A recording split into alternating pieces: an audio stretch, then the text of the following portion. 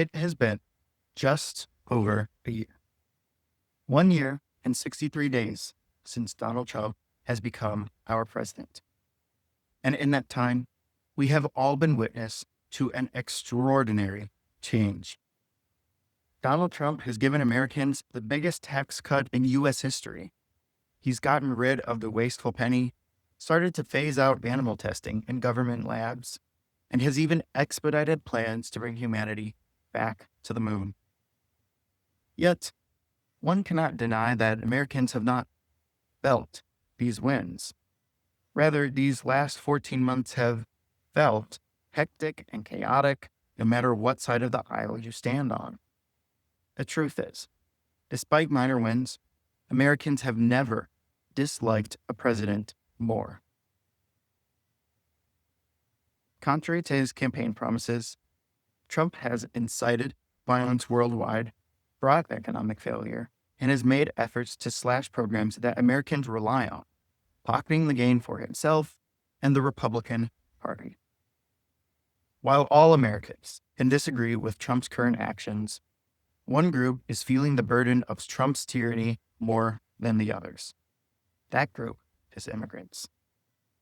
On the East Coast, it might have been the Irish and the Italians.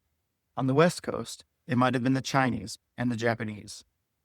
The tendency for Americans to pit themselves against immigrants is nothing new. Since the beginning of the United States, each new wave of immigrants has been subject to discrimination and violence.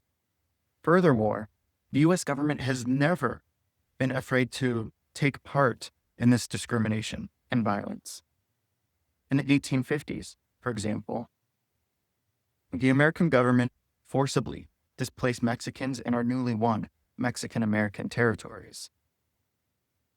In the 1940s, the American government created concentration camps that held around 125,000 Japanese immigrants, eventually killing around 1,600, according to the University of Southern California.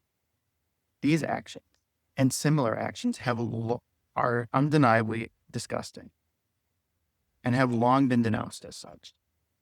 Even Republican President Ronald Reagan, for example, issued an apology and financial reparations for those who were victims of the U.S. concentration camps.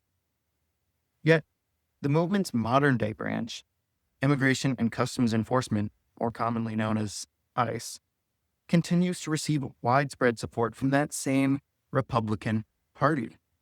Frankly, we should not be surprised.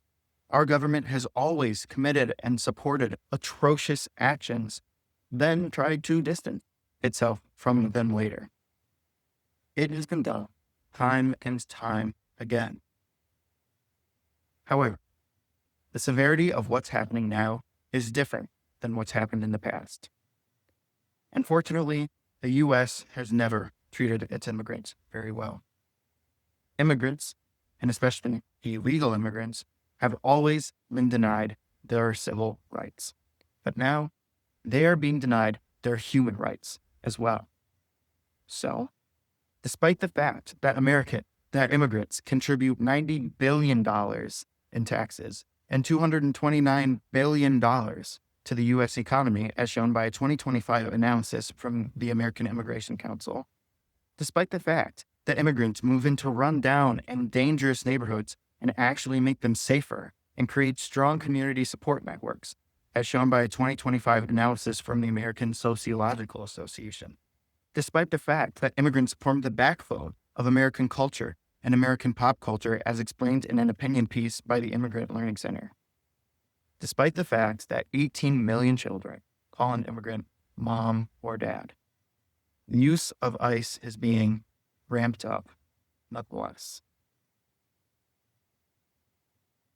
And so, the gears of the anti-immigration fear machine will keep turning, sending millions of people, most under the false guise of expedited removal, to detainment camps in countries they've never been to, removing value from our economy, making our communities more dangerous, and taking away an essential part of our culture, tearing families apart.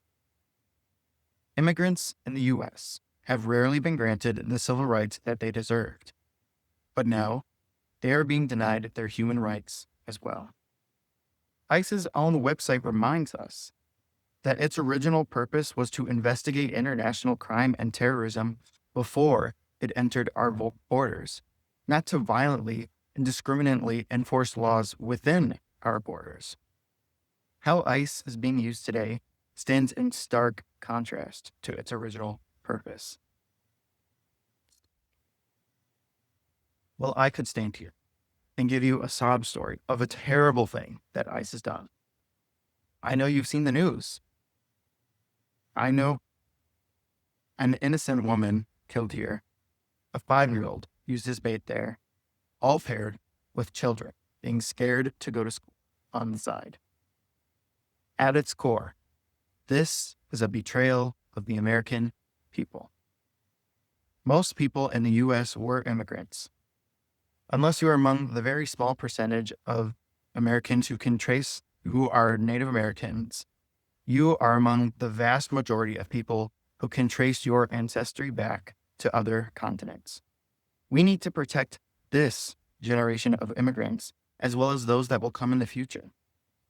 Despite our possible feelings of despair, there are things that we can do. We must go out and vote for candidates that oppose ICE, candidates that will make a real change to stop their actions. We must continue to protest like those in cities like Minneapolis, Los Angeles, and Washington, D.C. have already done. Change is real and change is possible, but it is up to us to achieve it. Thank you.